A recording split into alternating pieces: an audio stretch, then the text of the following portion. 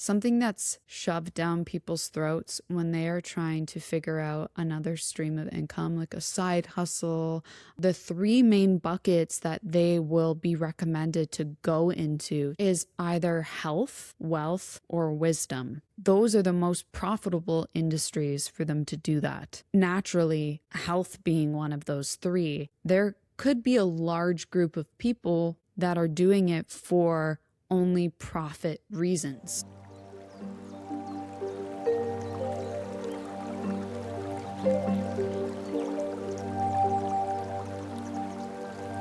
Hello, and welcome back to another episode of the 20s Detox. I'm Bianca, your host, where we dive into all the things that I'm learning and unlearning in my 20s to elevate this decade. If you're watching or listening on any streaming podcast platforms, make sure to follow along. And if you're on YouTube, subscribe. I post an episode every single Tuesday relating to seasonal guidance or advice for living in your 20s. And if at any point you resonate with something that I talk about in this episode, send it over to a friend. Let's grow the community where we de-influence people, we de-influence mindsets, and start to understand that life is a lot more gray than what people tend to show online. I unintentionally started a series, I guess, of what I'd beg a person in their 20s to know about X, Y, and Z. And this one that I really wanted to focus on is about the wellness industry in general, as well as gurus on the internet. I just want to preface saying that I don't believe that every single creator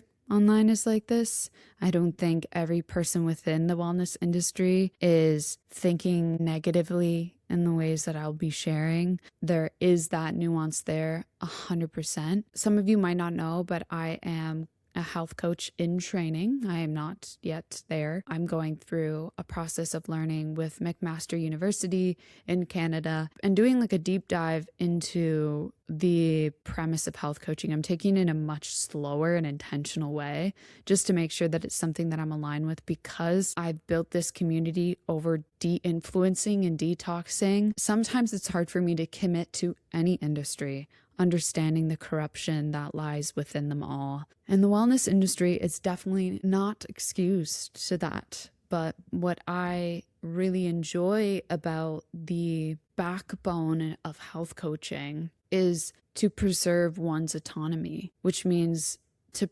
preserve the client's view and to make sure that at the end of the day, it should be them making decisions for their mind, their body, their health, their spirit, because we are so unique. And to have somebody tell them this is the only way is doing more harm than good. I also want to say, from like the marketing standpoint, me being in marketing, understanding these strategies that a lot of people do within marketing, I can recognize when something might not be for the complete good of the client, more for capitalism and making profit. And to be honest, something that's shoved down people's throats when they are trying to figure out another stream of income, like a side hustle, a way of making more income in general, because the economy is rough. The three main buckets that they will be recommended to go into to create something like a digital product or a course or a workbook is either health, wealth, or wisdom. Those are the most profitable industries for them to do that.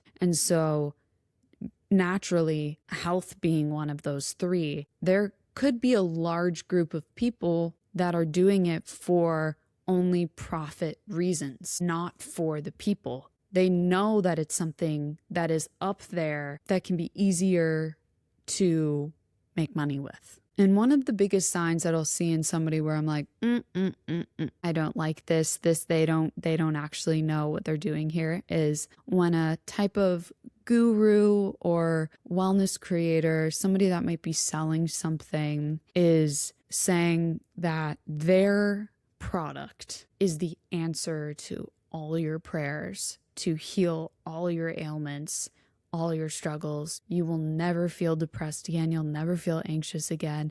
You'll never have acne again. Their one product, their one service, that's a red flag to me. Think about the last time where maybe you were at like a trade show or you were walking in a market and the salesperson did a pretty darn good job at selling a mediocre to maybe awful product in a way that was like it dropped down from the heavens. And then you bought it on a high with how the salesman or saleswoman was portraying it as. Got it, and then you're like, why the heck did I do that? I fell victim to it.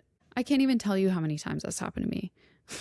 Like I'll be like walking through a trade show, and the way that they're marketing it is you could wear it like this, and you could do it like this, and this is another way to wear it. It was like this one piece outfit. I don't wear it ever.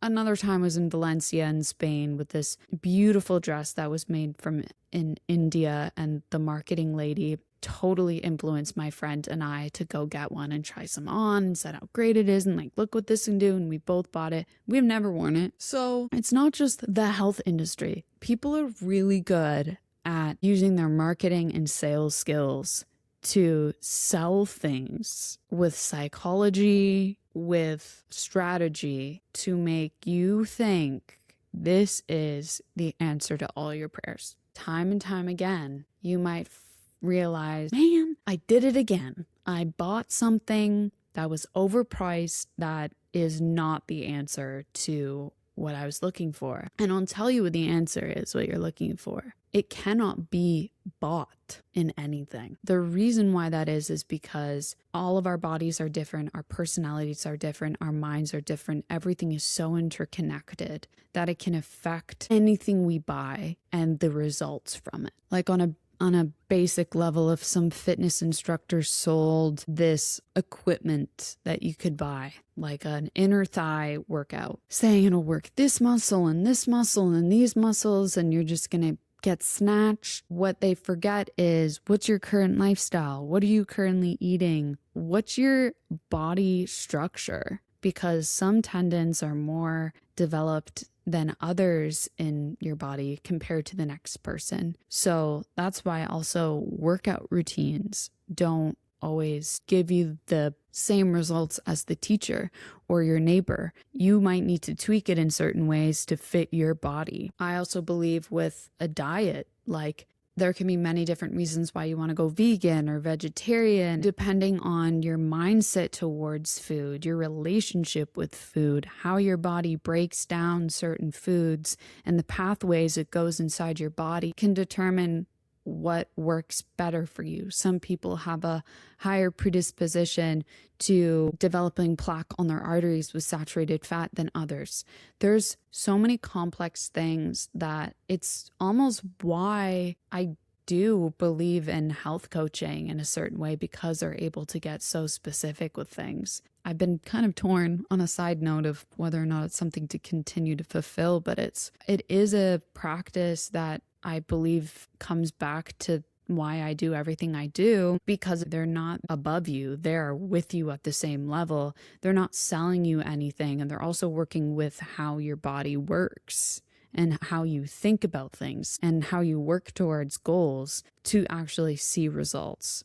So in general, when you look at people online selling certain things and certain services and saying this is the only thing you need, and delete everything else and don't try anything else, and this is the only way, like that's not true. That is a marketing tactic for you to just buy from them. And that's it. And buy their product. The second thing that I have a hard time with the wellness industry, the way that it's going is using less of what we already have for free and moving towards a consumeristic industry where we have to buy all these things to be healthy. And we forget what was already out there in nature or already available that does that for free. So a lot of wellness gadgets like the grounding mats, the LED lights, the lymphatic vibration mats, all of that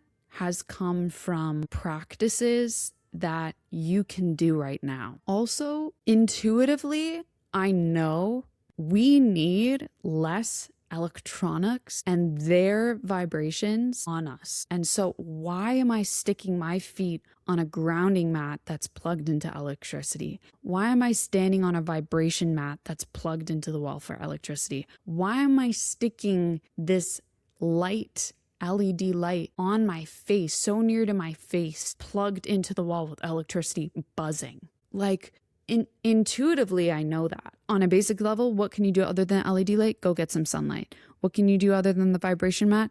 Just dance, jump up and down, shake your body. That's doing the exact same thing. What's other than a grounding mat? Go outside. Put your feet on the ground outside. I was going to say I'm confused why we're falling victim and buying all this stuff, but also I was just saying the sales and marketing is getting really damn good and making us want to buy all these things and feel FOMO if we don't have it, or worse, unhealthy if we don't have it. That's what I don't like. Another thing that I have a hard time with is having too many supplements when we don't have enough whole foods that we're eating. Supplements, I do very much believe in. I believe in supplements. I believe supplements over and natural medicine over medication unless it's needed. As a little side note for the ladies here, if you're a lady, listen up. I had a urinary tract infection and have history with kidney problems in the past. And antibiotics are so tough on your body. At certain points, though, you need to have antibiotics, right? Antibiotics are life-saving. However, there's a lot even in the Western health world, Western medicine, that pushes antibiotics down our throats like it's going to just save everything. And then we become unresponsive to antibiotics down the line. And I actually spoke to the doctor at the emergency clinic because I was about to go on a trip and I needed to make sure that I would be okay. I did other things to help me, D-Minos and water, and it did the trick and I'm fine and it worked. And I actually spoke to the doctor and she was a good one. She was a real one. And I told her I don't really want to have antibiotics if I don't need it. And she's like, actually, I agree with you. Most people can actually get rid of urinary tract infections naturally by drinking a lot of water and letting it just do its thing. However, the Google scares us that we're going to go into kidney failure and pump us with antibiotics that we don't need, affecting our microbiome, etc., and causing more issues down the line. So even she agreed with me on that. And so that's a side note where I resist taking Tylenol. I resist taking Advil. I try and listen to my body. If there's pain, why is it there? Why am I numbing it? You know, how can I help support it? If I'm dealing with intense period cramps, why is that? I need to look into it. I'm not going to numb it and forget about it. But I do believe in Western medicine for other very important reasons, life-saving reasons. Preventatively, natural medicine and supplements is amazing. However, even that can have a duality to it where you can overdo it with supplements, and taking too many supplements, that's hard on your kidneys. They might cross one another out. Certain supplements work better with others. Certain should not be taken together. And some of us might be overdoing our supplements and neglecting the basic, which is food and how we absorb, and the best form of how we can absorb so many of these vitamins and nutrients in our meals. And that, once again, maybe it's not free because we have to go buy it. However, it's cheaper than the alternative. Another wellness saying that I do not believe in on a recreational basis is infusions and vitamin shots, unless you have been blood tested and are dangerously low on those, needing that assistance, or you have other immune problems. There's no reason why we need to inject ourselves with these infusions and vitamins. And it could be a problem if you're actually not deficient in it. Supplements, to supplement, is that word for a reason. It's because you don't have enough. You need to bring it back into your system. And the problem with supplements in general is a lot of us are taking things that we are not even deficient in and don't need support with. So yeah, I'm here calling out both sides of the wellness industry, not just the Western medicine, but also Eastern medicine that is becoming overcapitalized. Here's the other thing that these people know and they're smart with.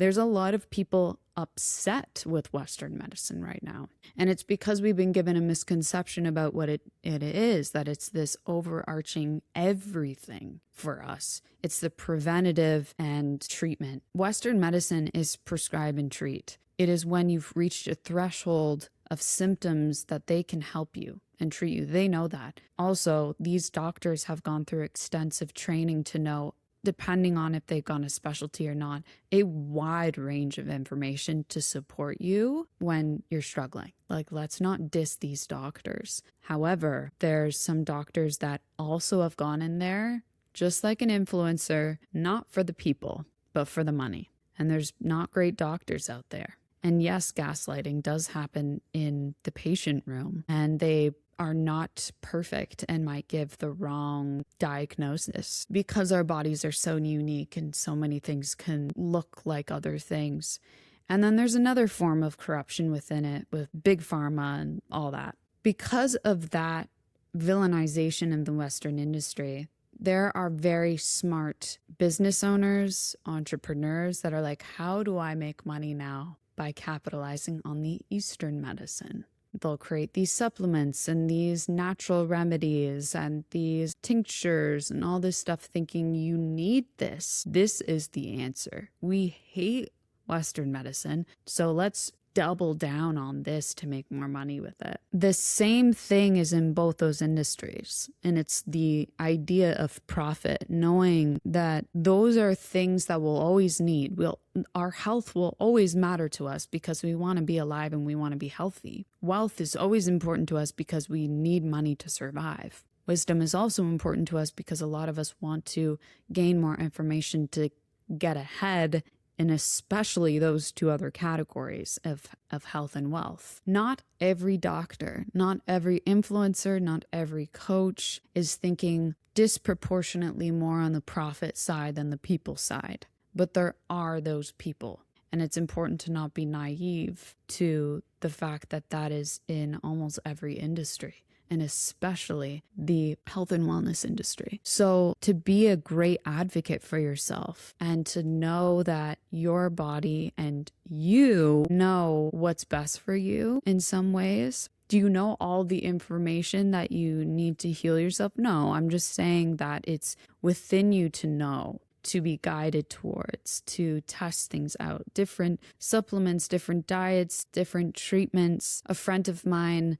has lupus and she has to have Western medicine help her in this stage of her life. And she's tried a lot of different types of treatments. And even though they're like, this is the one, this is going to heal you, it doesn't always heal you, does it? She has to try different ones and a different infusion. And right now, I'm going to tee up here because I have no wood. It's working. This infusion is working, and it's been 20 years basically with nothing working yet. And that just goes to show that advocate for yourself. Even if somebody says this is supposed to be the one, whether it's the Eastern wellness industry or the Western wellness industry, you know if it's working, you know if it's helping. It doesn't need to be as extreme as an autoimmune issue. It can be as simple as healthy habits. Depending on how we work, will change a routine person to person. And sometimes it's why it's important to take these breaks from consumerism, from content online, to know, like, what do I really need? What have I been overdoing here? To slow down and reconnect with what our body's telling us, and to not resort to the numbing habits of Tylenol or painkillers there when we are in pain, with our skin, with our gut, with how our body is working, with our workouts. What is our body telling us? Not a lot of us are listening to it. Sometimes I just have to think, I wonder if it starts to reach a point where it's like, you know what? You don't care about me. I'm going to retaliate. I really am. I'm going to give you like acne. I'm going to make your tummy hurt. I'm going to make your back hurt. I was not listening to my body with these workouts, was overdoing it, and I wasn't doing it for the right reasons. And I threw my back out a couple years ago, and I swear, guys, it's never been the same. Like, my back hurt hurts. And I'm still trying to just be more gentle with it and listen to it. And I regret falling victim to these fitness routines that I had to do to stay fit and do all these things. And you know what is more important than anything else out there? Our stress levels. If you just worked on your stress levels, you would be leaps and bounds ahead. And the thing is, that is unique to you. You know what stresses you out depending on your psyche. You know how it affects your body, whether it's your gut, whether it's your back, whether it's your heart, whether it's your skin, whether it's your hair. You know how it affects you, and you know how to lower it. People will give you workout routines. They'll give you supplements. They'll give you food. They'll give you routines, but only you will know what will lower it because you'll see results and feel it. We've spent a little bit too long relying on other people to tell us how we work. Maybe it's time to slow all that down and realize only we can give that answer of how we work and how we think and how we heal. I'm going to love you and leave you with that episode now. I hope that you enjoyed it. Once again, if you did, send it over to a friend to grow the community of de-influencing the side of the internet. I hope that it interests you. I hope that it enlightened you in some ways. I'm curious to know your thoughts. Share it in the comments down below of what you think, what you resonated with, what you agreed with or didn't agree with. All is welcome. And just to let you know, the best way to support this channel and what I do here is to purchase my guide, Align Your Life with the Seasons. You're going to think, oh my gosh, did she just talk about all this to sell her own guide? The thing about my guide is I'm not really telling you the best way to do things here. The only thing I'm telling you to do is be mindful of what nature outside is telling you. And I try to guide you in the best ways through journal prompts, through exploration to reconnect with yourself and reconnect with nature outside. Nature's free out there. It'll tell you a lot of lessons. Thank you so much for listening. I'm done yapping today for you guys. I hope that you enjoyed it, and I'll see you next time. Bye.